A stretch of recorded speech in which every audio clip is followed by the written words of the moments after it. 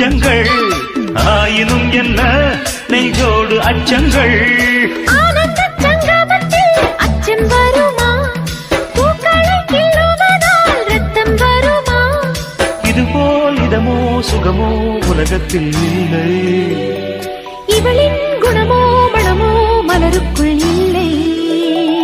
சேலை கட்டும் பெண்ணுக்கொரு வாசம் உண்டு கண்டு கொண்டே கண்களுக்குள் பள்ளி கொண்டே